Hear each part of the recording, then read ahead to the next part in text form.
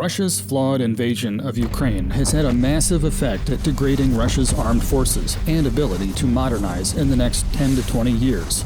On this episode of Threat Horizons, we ask what this will mean for the global competition continuum. The amount of Russian armed forces casualties from the conflict is staggering. US and UK experts conservatively estimate as of early July, at least 15,000 Russian allied soldiers had perished because of Putin's unprovoked invasion into Ukraine.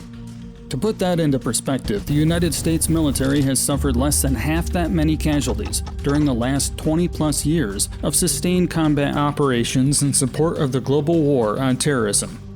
Considering the investment required, Russia cannot afford to lose the volume of soldiers its leaders appear willing to sacrifice.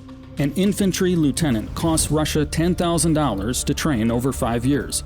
Other officers costing up to $60,000 each.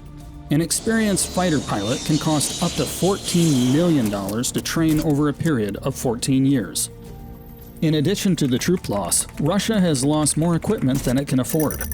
In May 2022, a total of 2,238 armored vehicles, 873 tanks, 408 artillery systems, 179 aircraft, and 154 helicopters have been destroyed. Russian equipment losses have even led to the operationalization and fielding of these hoary tanks, from Khrushchev's Soviet Union into reconstituted battalion tactical groups, BTGs, for combat operations in Ukraine. Not only have the personnel and equipment losses been large, but ammunition, fuel, and other supply stockpiles are also dwindling. It is estimated Russia is down to 30% of its total ammunition stockpiles.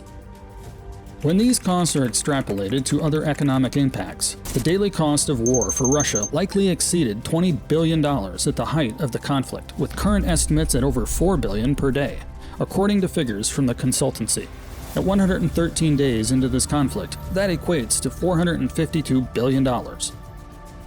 Given the years of training and billions of dollars lost, Russian armed forces will need to make radical adjustments to recover.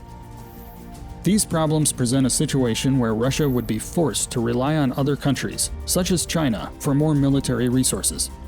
A future in which Russia relies on Chinese-made equipment may make for a more capable Russian force, but also increasingly subservient to its southern neighbor.